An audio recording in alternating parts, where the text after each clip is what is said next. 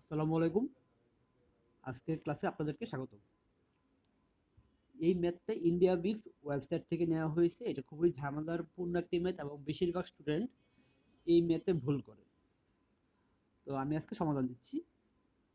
আমি আমি প্রথমে কোশ্চেনটা পড়ছি। The sum of ages of the father and son is 50 years when the age of the son will be equal to the present age of the father. The sum of their ages will be 102 years. Find the present ages of father and son. কোশ্চেনে বলা হলো ফার্স্টের লাইনে দেখুন, the sum of ages of the father and son is 50 years. পিতা ও পুত্রের বয়সের যোগফল হলো 50 বছর। আচ্ছা, আমরা এই লাইনটাই লিখি। Let father's age equal x years and sons is equal y years according to the question, মানে প্রশ্ন মতে x plus y equal 50 বা y equal 50 minus x। আগেই বলে রাখি, এই ম্যাথটা আরো অসংখ্য ওয়েতে করানো যায়, তবে আমি এই নিয়মে করাচ্ছি। আমরা এইটুকু করলাম হলো ফার্স্ট লাইনের ম্যাথ। এখন করাচ্ছি second line. when the age of the son will be equal to the present age of the father, the sum of their ages will be 102 years. যখন ছেলের বয়স পিতার বর্তমান বয়সের সমান হবে, তখন তাদের বয়সের যোগফল হবে 102 বছর।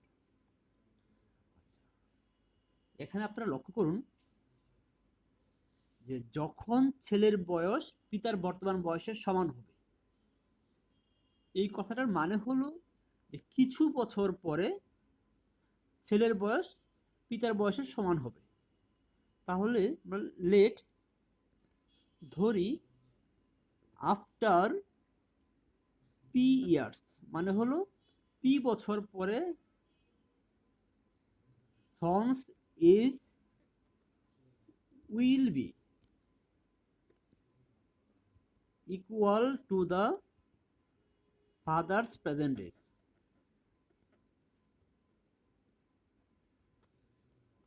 এই ম্যাথটা আমি আসলে এত বড় করে না করলেও পারতাম, তারপরে করাচ্ছি যেন আপনাদের বুঝতে সমস্যা না হয়।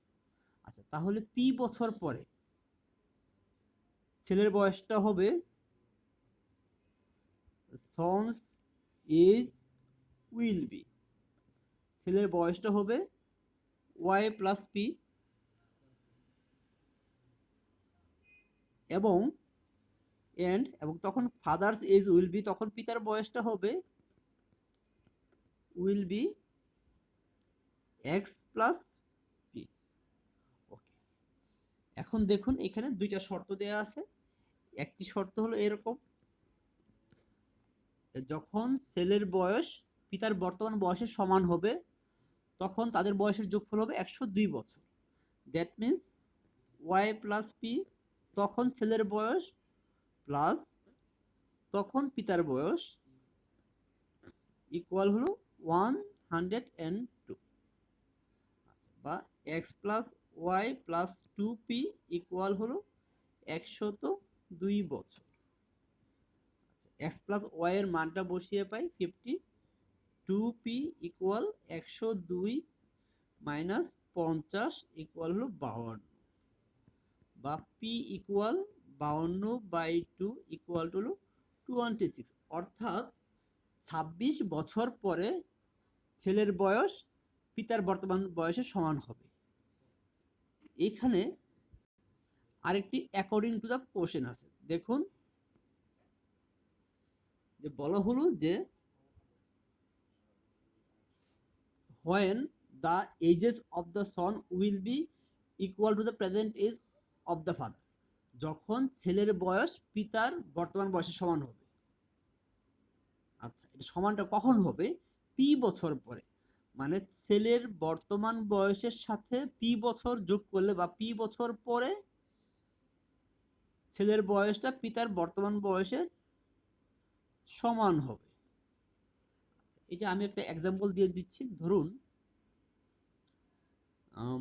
বর্তমানে ছেলের বয়স 10 বছর, আর পিতার বর্তমান বয়স হলো 40 বছর।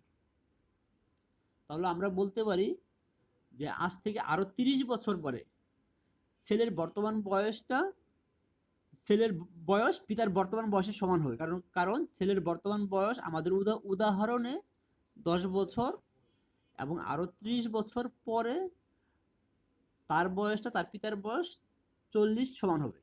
এটা জাস্ট একটা এক্সাম্পল আপনাদেরকে বোঝানোর জন্য। আচ্ছা, তো আমরা এই পি এর মানটা এখানে বসিয়ে পাই ওয়াই প্লাস 26 ইকুয়াল হলো এক্স। আচ্ছা, আমরা তো ওয়াই এর মানটা বসাই 50 মাইনাস এক্স প্লাস 26 ইকুয়াল হলো এক্স।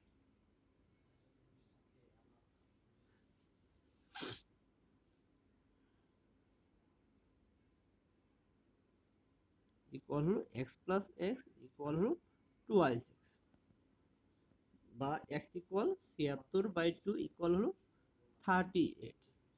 অর্থাৎ পিতার বর্তমান বয়স হলো 38 বছর এবং ছেলের বর্তমান বয়স সন্স প্রেজেন্ট এজ হলো,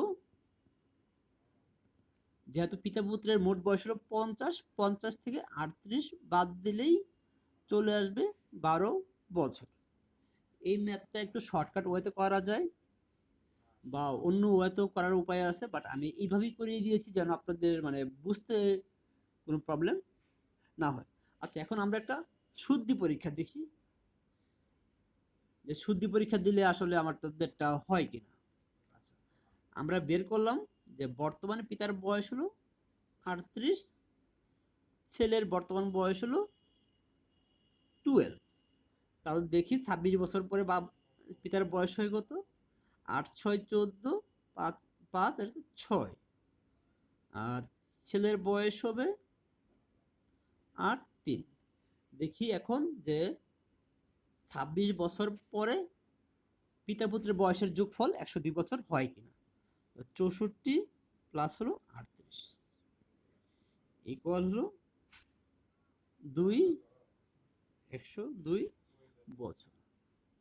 দ্যাট মিনস পিতার বর্তমান বয়স হলো 38 বছর এবং সন্তানের বর্তমান বয়স হলো 12 বছর। তো আপনারা যদি কোনো ম্যাথ বুঝতে না পারে অবশ্যই আমাকে ইনবক্সে কমেন্টস করে জানাবেন। ওকে, ধন্যবাদ।